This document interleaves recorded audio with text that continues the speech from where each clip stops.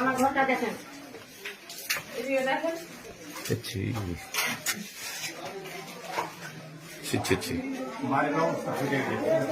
সব ফেটে গেছে। আমরা কোথায় থাকবো? সামনে দেখেন, সামনে এই সব দেখেন, ছাদ সব ফেটে ফেটে পড়ে যাচ্ছে। আমি কোথায় যাব, কোথায় থাকবো? আমার স্বামীর ব্রেনের দোষ। আমার স্বামী কাজ কাম কিছু করতে পারে না। আমি জমি জায়গা বেঁচে সব টাকা পয়সা রেখেছিলাম, সব নিয়ে চলে গেছে। ডাক্তার দেখাই খাই, ছেলে পেলে নিয়ে আমি তো বিড়ি ম্যানেজ করতে পারবো না। আমার সব নিয়ে চলে গেছে। আমার গহনা ছিল, মেয়ের নেকলেস ছিল, আমার ছিল মালা ছিল, 2 জোড় কানের ছিল, সব নিয়ে চলে গেছে। টাকা পয়সা, আমার বস্তা ভর্তি চাল ছিল, কিচ্ছু নাই ঘরে। এক বস্তা পেঁয়াজ সব নিয়ে চলে গেছে। আমার স্বামী তো বেরেনের দোষ বলে কাজও কম আগে হয়নি। কিসের জন্য হচ্ছে? আমরা ছেলে মেয়ে নিয়ে কোথায় যাবো? বাচ্চা ছেলে নিয়ে কোথায় থাকবো? এইসব পুড়িয়ে দিয়েছে। তো কি নিয়ে থাকবো? কে এইসব করেছে আমাদেরকে?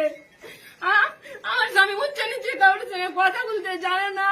আমার ঘরে এসে সব চিন্তাই করলো, পরে নিয়ে কে না আগুন দিল, চিন্তাই করে নিয়ে গেল। আগুনটা না দিত তখন আমি থাকতে পেতাম দুটো ছেলে মেয়ে নিয়ে। আমরা এখন কোথায় যাবো? ছোট ছোট ছেলে নিয়ে কোথায় যাব? কি খাবো? আমাদের 3 দিন থেকে আমরা অনাহারে আছি। সব বাচ্চারা নিয়ে এখন তো মুখ শুকিয়ে গেছে সব ছেলেদের। কোনো খাওয়া দাওয়া করেনি, কোনো খাবারের ব্যবস্থা নাই। আমরা কি করে থাকবো? কি নিয়ে বাঁচবো, কি নিয়ে থাকবো? আমাদের এত ক্ষতি হয়েছে, আমরা ক্ষতিপূরণ নিব। কিসের জন্য ওরা করলো? কারা এসেছিল?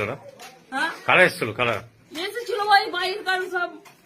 হিন্দু তো কেউ নাই, সব মুসলিম এসে করেছে এইসব। আপনার নাম? আমার নাম দীপা মন্ডল। আপনার স্বামীর নাম? আমার স্বামীর নাম দেবগণ মন্ডল। সে তো কিছুই করতে পারে না, তার বেরেনের দোষ। সে বেরেনের ওষুধ খাই, ওষুধ আমি বের করতে পারিনি। সে ওষুধ সব বলে গেছে। এখন আমি ওকে কি খাওয়াবো? ঘরে টাকা নাই, পয়সা নাই, আমি কি দিয়ে কি করবো? টাকা পয়সা সব নিয়ে চলে গেছে। দেখেন, এখানে বাক্স, ওখানে বাক্স। আমার টিউবকল ছিল, সব ভেঙে ফেলে দিয়েছে। তালের ঘরে রান্না করি, ওটাও ভেঙে ফেলে দিয়েছে।